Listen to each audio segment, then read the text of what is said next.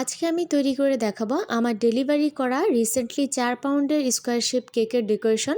আসসালামু আলাইকুম ভিউয়ার্স, কেমন আছেন আপনারা সবাই? আশা করছি সবাই অনেক বেশি ভালো আছেন। তো ভিডিওর শুরুতেই বলে দেই, আপনারা যারা নতুন এসেছেন আমার চ্যানেলে প্লিজ আমার চ্যানেলটিতে সাবস্ক্রাইব করে পাশে থাকবেন। আর যারা অলরেডি সাবস্ক্রাইব করে ফেলেছেন তাদেরকে জানাই মন থেকে অনেক অনেক শুভেচ্ছা। তো যাই হোক, এই যে আমি কেকের ডেকোরেশনটা এখানে শুরু করে দিলাম। আর এই কেকটা যেহেতু প্রথমেই বলেছি 4 পাউন্ডের মধ্যে ছিল, আমি আসলে এখানে 4 পাউন্ডের কোনো মোল্ড আমার যেহেতু ছিল না, তাই এখানে 2 পাউন্ডস করে আমি কেকটাকে করেছিলাম বেক। তারপর আমি এখানে ওই বেক করা কেকটাকে সুন্দর মতো আমার মন মতো করে নিয়ে এখানে আমি কাট করে এরকম একটা স্কোয়ার শেপের আকারে দিয়ে নিয়েছি। এটা আসলে চোখের আন্দাজে আপনাকে একটু মেপে ঝুপে বুঝে নিতে হবে, কারণ স্কোয়ার শেপের কেক রেক্টেঙ্গুলার শেপের কেকের থেকে কিন্তু করাটা একটু বেশি ডিফিকাল্ট যদি এরকম কাটিং করে নিতে হয় আপনাকে নিজে। আর যদি আপনি কোনো মোল্ডের মধ্যে কেকটাকে বেক করে ফেলেন সরাসরি 4 পাউন্ডের কেক, তাহলে কিন্তু কোনো ঝামেলা হবে না। তো যাই হোক, এই যে দেখেন আমি একটার পর একটা এভাবে করে লেয়ারগুলো বসিয়ে দিচ্ছিলাম। আর এই কেকটাতে আমি এখানে 2টা লেয়ারই করেছি, কারণ আমার যাদেরকে কেকটা দিয়েছি আমি তারা আসলে ফ্ল্যাট কেকই চাচ্ছিল। তো সেই কারণে মূলত আমি এখানে 2টা লেয়ার করতে পেরেছিলাম, একটু ফ্ল্যাট হয়েছিল কেকটা। তারপরে যে প্রত্যেকটা লেয়ারে দেখেন এখানে আমি সুগার সিরাপটা দিয়ে নিচ্ছিলাম, আর প্রতিটা লেয়ারে এখানে ভ্যানিলা ক্রিম দিয়ে নিচ্ছিলাম। এইখানে সুগার সিরাপটা কিন্তু আপনাকে অবশ্যই ইউজ করতে হবে, কারণ আমরা সবাই জানি কম বেশি যে স্পঞ্জ কেকের ক্ষেত্রে সুগার সিরাপটার গুরুত্ব কতটা বেশি। আপনি যদি এই সুগার সিরাপটা না দেন তাহলে কিন্তু কেকটা খেতে কোনো রকমভাবেই ভালো লাগবে না, কারণ এটা আপনার মুখে বেজে বেজে আসবে, শুকনো লাগবে, যেটা খেতে একদমই ভালো লাগে না। তো সেই কারণেই মূলত এই সুগার সিরাপটা ব্যবহার করতে হয়। আর এই সুগার সিরাপের পরিমাণটাও কিন্তু খুব বেশি বা খুব কম দেওয়া যায় না, এটা আপনারা একটু আন্দাজ করে বুঝে নেবেন। তো এই যে এরপর আমি এখানে সুগার সিরাপ দিয়ে আমার লেয়ারগুলো কমপ্লিট করা হয়ে গেলে এরপর এখন আসছি আমি ফাইনাল ডেকোরেশনে। আর আমরা সবাই জানি যে স্কোয়ার শেপের কেকের মধ্যে ফিনিশিং আনা কত বেশি ডিফিকাল্ট, কারণ একটা রাউন্ড কেকে কিন্তু খুবই সহজে আপনি ফিনিশিংটা দিতে পারবেন, তবে স্কোয়ার শেপের কেকগুলোর ক্ষেত্রে অন্যরকম হয়। এটা ডেকোরেশন যেরকম একটু ঝামেলার, তেমনি এটার ফিনিশিং আনাটা তারও বেশি কঠিন।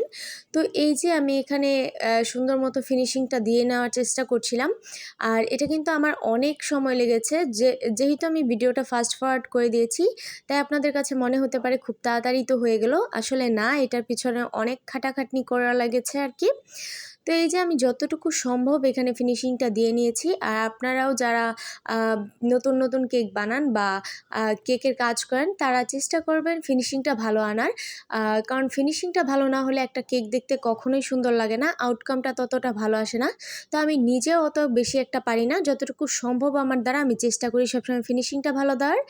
এরপর দেখেন আপনারা চাইলে কিন্তু স্কোয়ার শেপের মধ্যে এই ধরনের একটা ডিজাইন করতে পারেন, যেমনটা একটু আগে আপনারা দেখলেন। এই যে কেকের উপরের দিকে আমি সুন্দর করে একটা প্যালেট নাইফ দিয়ে এরকম দাগ টেনে নিয়েছি। আর এই দাগগুলো দেওয়ার কারণে কিন্তু কেকের ফিনিশিং যদি আপনার একটু ভালো নাও হয় তারপরেও কিন্তু এটা বোঝা যাবে না। এটা কিন্তু ফিনিশিং যারা ভালো না পারেন তাদের জন্য একটা বেস্ট টেকনিক হতে পারে। তো এই যে আমি দিয়ে নিয়েছি, আর আমার কাছে স্কোয়ার শেপের মাঝে এই ধরনের টানা টানা ডিজাইন খুবই ভালো লাগে, তাই এখানে আমি করে দিচ্ছিলাম। আর এরপর হচ্ছে এই রোজগুলো আমি এখানে বসিয়ে নিচ্ছি। এই রোজগুলো আমি অফ ক্যামেরায় আগে থেকেই বানিয়ে রেখেছিলাম ফ্রিজের মধ্যে। এরপর জাস্ট একটা একটা করে বসিয়ে দিচ্ছি। আর নিচ দিয়ে আমি একটা বর্ডারও দিয়ে দিয়েছি, আপনারা দেখতেই পাচ্ছেন।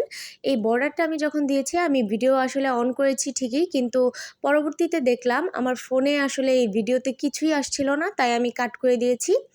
আর এই যে এখানে আমি চেরি বসিয়ে নিচ্ছি, এখানে আমি পার্পল কালার গোলাপ আর হোয়াইট কালারের চেরি ফ্লাওয়ার ব্যবহার করেছি যাতে কেকটা ফুটে ওঠে সুন্দর মতো।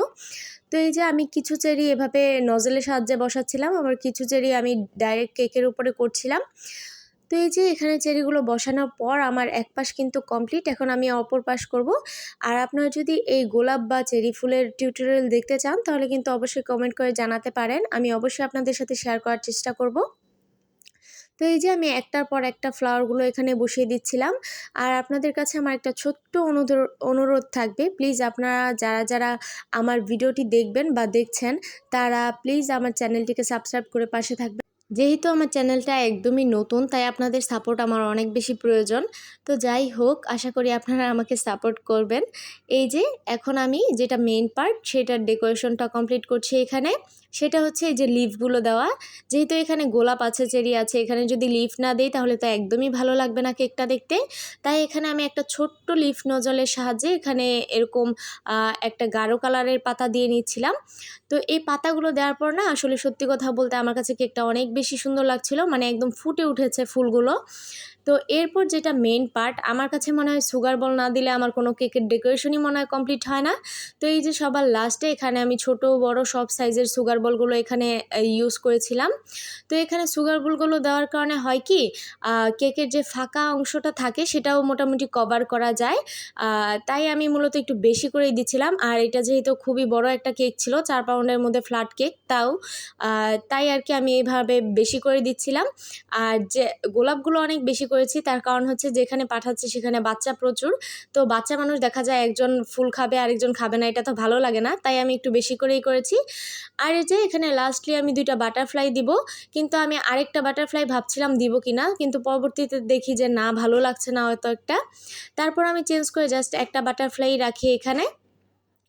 আর এই যে এটাই ছিল মূলত আমার আজকের কেকের ফাইনাল লুক। তো কেকটা কেমন হয়েছে অবশ্যই কিন্তু জানতে ভুলবেন না। আর ভিডিওটা ভালো লাগলে প্লিজ আমার চ্যানেলটিতে সাবস্ক্রাইব করে পাশে থাকবেন। আজকের মতো বিদায় নিচ্ছি। সবাই সুস্থ থাকবেন, ভালো থাকবেন। আল্লাহ হাফিজ।